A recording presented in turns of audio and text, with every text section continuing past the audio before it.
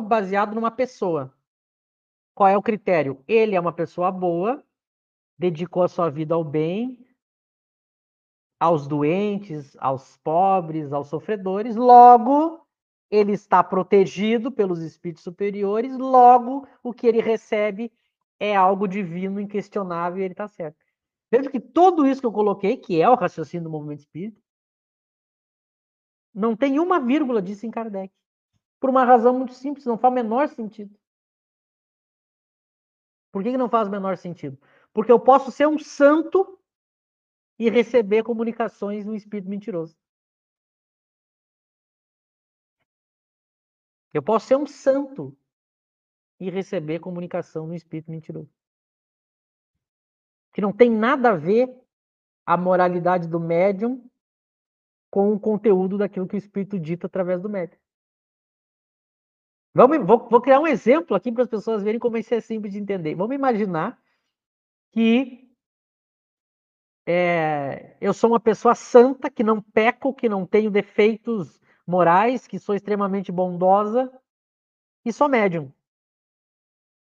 E aconteceu um assassinato há muitos anos em alguma localidade, que seja qual for, e eu quero conversar com um assassino que já desencarnou.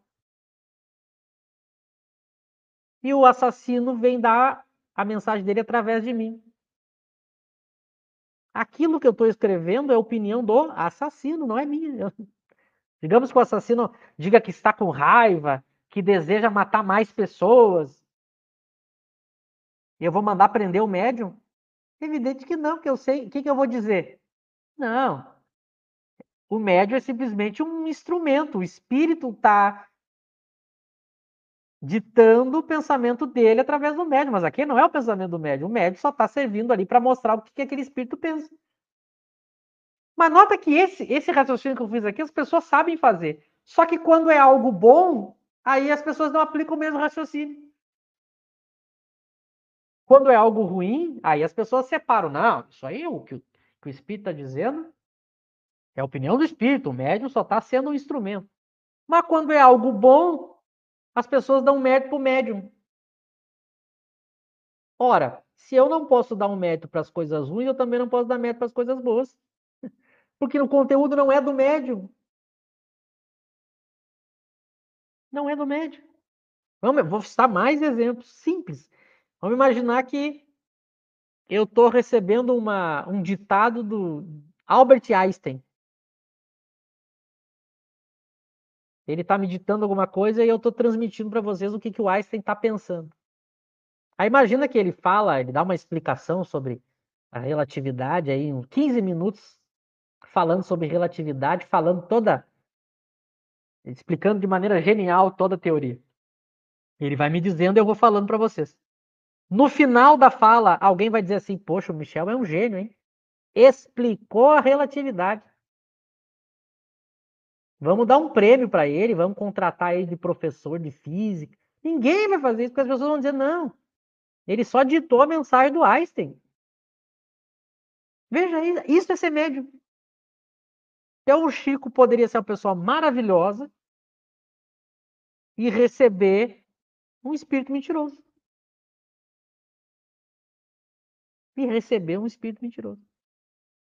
Aí vem o segundo questionamento: mas como que ele, sendo bondoso, os espíritos de luz permitiriam que ele psicografasse uma mensagem mentirosa? As pessoas não entenderam o que é livre-arbítrio. Porque as pessoas que dizem assim, por que Deus permitiria que um médium recebesse mensagens mentirosas, deviam se perguntar por que Deus permite o mal? Por que Deus permite que o mal exista? Que exista assassino, ladrão, golpista, pessoas que violentam crianças. Por que Deus permite? Porque a liberdade é uma lei divina. É liberdade. É simples assim, é liberdade.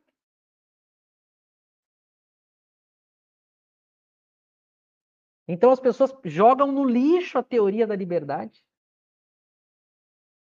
para dizer, não, os espíritos não deixariam. Pô, se os espíritos não deixariam, por que eles deixam o resto, então? Por que eles seriam parciais? E não existe isso em Kardec. Em Kardec é assim, o espírito falou, agora nós já vamos entrar num novo parágrafo. O espírito falou, eu tenho que analisar. Tem que analisar o que ele está falando. Agora, bom, eu falei, né, Laura? As pessoas podem dizer, não, mas isso aí o Michel está inventando. É a interpretação do Michel. Vamos mostrar o texto agora. É o parágrafo de cima desse que a gente estava lendo.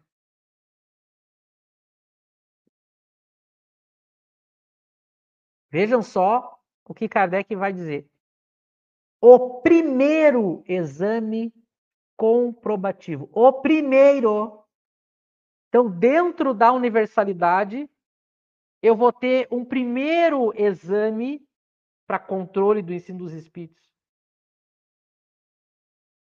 Não é o segundo, não é é o primeiro. Portanto, é o mais importante. Aqui que está o coração do controle universal, que as pessoas inverteram. Elas acharam que o controle é um número, né? Só que lembra que Kardec disse que o controle está dentro de certas condições. Agora vamos ver as condições.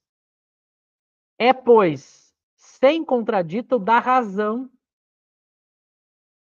ao qual cumpre se submeta. Aí vem, Lauro, respondendo a tua pergunta com o texto.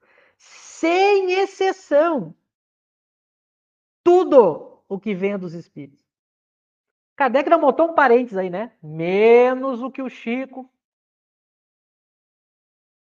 menos o que o médium missionário, menos o que o médium caridoso. Sem exceção, tudo o que vem dos espíritos. Eu tenho que submeter à razão. Então, esse é o guia do controle universal. É nessas condições que ele tem que se dar. Se eu tiver vários espíritos dizendo alguma coisa que não esteja dentro da racionalidade, não interessa o número. Porque, em primeiro lugar, vem a racionalidade da teoria. Se não for racional, o que tem que fazer com a mensagem? Joga fora a mensagem. E olha o que diz Kardec ali, ó. Toda teoria em manifesta contradição com o bom senso, com uma lógica rigorosa e com os dados positivos já adquiridos, nós já vamos ver isso, dever. O dever é o seguinte, é obrigação, não é possibilidade. Ah, quem sabe, talvez, pode escolher, deve ser rejeitada. Então, olha a ideia do controle universal. Os espíritos em diversos locais, nós já vamos ver melhor isso depois, mas eles têm que estar dentro da razão, e se não tiver, deve ser rejeitada, por mais respeitado que seja o nome. Veja como Kardec não está nem aí para o nome. Se assinar Jesus, Deus, Espírito de Verdade, Kardec, Chico, José da Silva, não interessa o nome. Se a mensagem do Zé da Silva for melhor do que a mensagem assinada por Jesus, eu rasgo a mensagem assinada por Jesus e fico com a do Zé da Silva. Porque não é o nome, é a racionalidade. Então, algo tem que ser racional. Ela não pode contrariar a lógica.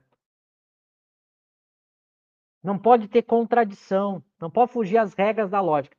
Para a gente entender melhor essa questão da racionalidade, que as pessoas não param para pensar na importância disso, é que uma teoria não pode ser contraditória. Ela não pode afirmar uma coisa e essa mesma coisa que ela afirma, ela nega. Porque se eu tiver uma afirmação e uma negação ao mesmo tempo, eu fico sem saber. qual a verdade daquela afirmação.